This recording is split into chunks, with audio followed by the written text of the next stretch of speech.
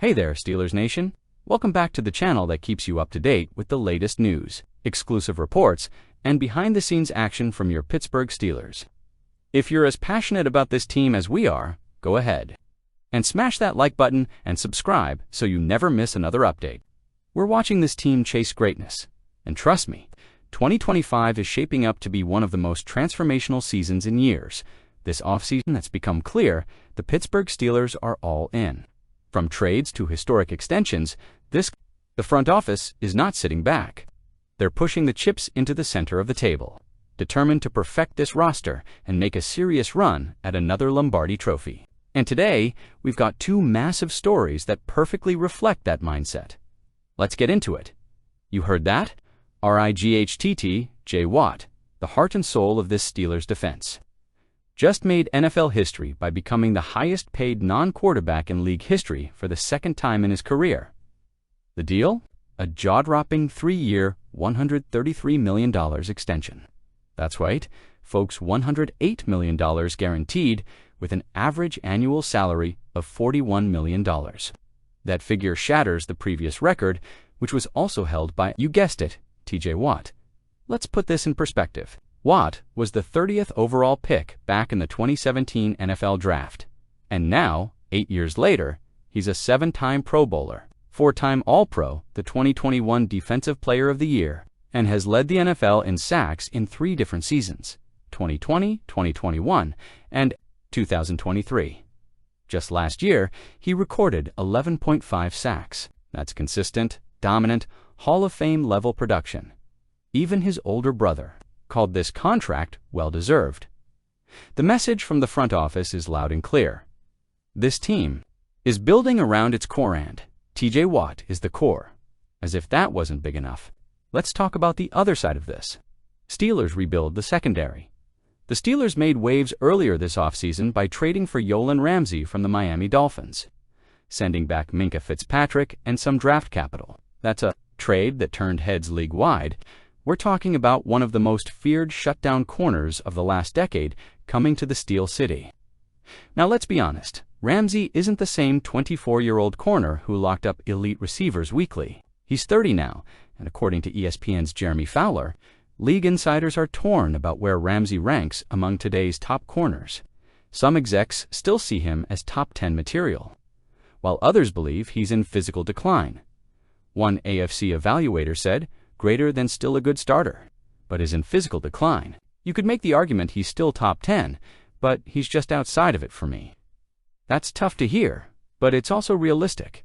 Players age, speed declines, but great football IQ and versatility, that sticks. And that's where the Steelers have a major advantage. Because Pittsburgh doesn't need Ramsey to play one position, they plan to move him all over the field. Fowler reports that the team sees Ramsey playing nickel, and situational corner it could extend his career and elevate this defense to a whole new level. You pair Ramsey's experience and instincts with young talent like Joey Porter Jr., Darius Slay, and the dominant T.J. Watt up front. That's a nightmare for opposing offenses. NFL personnel directors still believe Ramsey has rare gifts. One scout told ESPN greater than he had a down year last year, but he still had flashes of being the gold standard at corner. His mix of athletic ability, speed, and movement at that size is rare. He can play man or zone, inside or outside, or move to free safety if needed. Now that is the kind of versatility Pittsburgh needs to keep this unit elite. Of course, every move carries risk. Ramsey didn't have a Pro Bowl season in Miami in 2024. There's no denying his speed isn't what it once was, and his physicality, once a strength, may not be sustainable long-term without adjustments. But here's what matters. Ramsey is still smart, physical, and motivated. He wants to add to his Hall of Fame resume, and there may be no better place to do it than in Pittsburgh, where defense is religion. This offseason proves that the Steelers aren't playing scared. They're retooling while remaining competitive. They're holding onto elite homegrown talent like T.J. Watt and taking big swings on veteran stars like Ramsey. They brought in Jonnu Smith to help the offense. They brought in DK Metcalf to replace George Pickens. And now, with Ramsey, they're going all-in on a win-now defense that can match up with anybody. We've seen it before teams like the Rams. And Buccaneers build supercharged rosters for short windows and cash in. Could this be Pittsburgh's version of that model? There's been a lot of talk about whether Aaron Rodgers truly wants to be a Pittsburgh Steeler. Some fans still have doubts. Others are cautiously optimistic. But after hearing what Steelers wide receiver Calvin Austin III had to say, it's safe to say Rodgers is all in.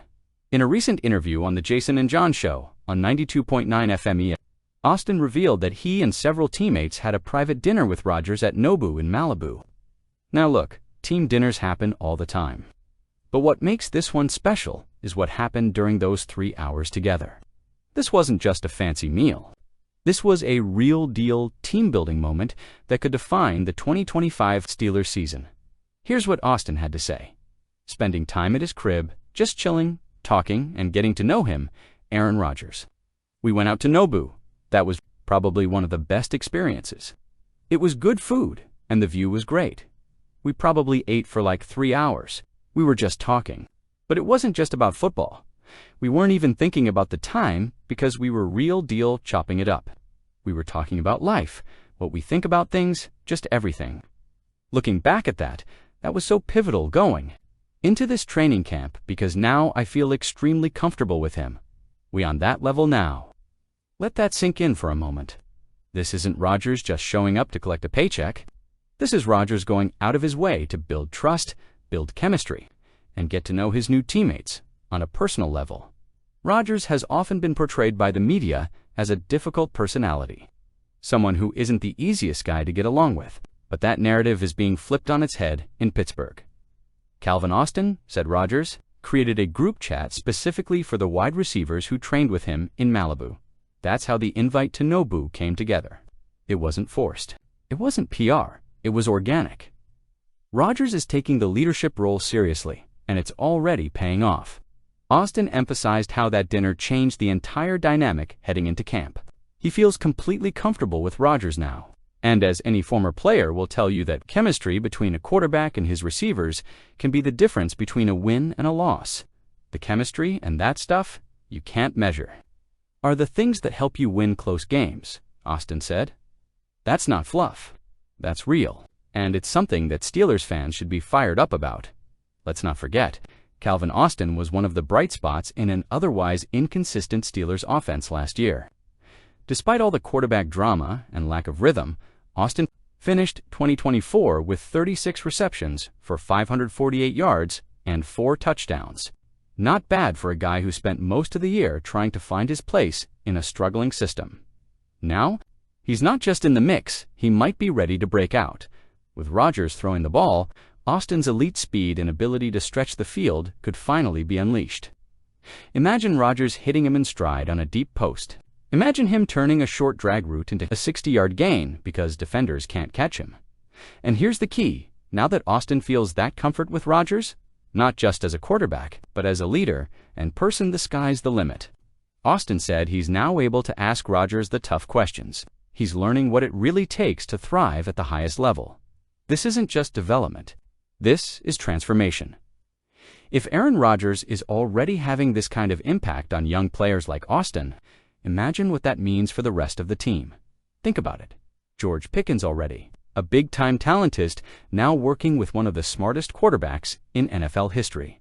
Pat Freiermuth gets a QB who can read defenses pre-snap and actually throw him open. The offensive line can block with more confidence, knowing Rodgers won't panic or make reckless throws under pressure.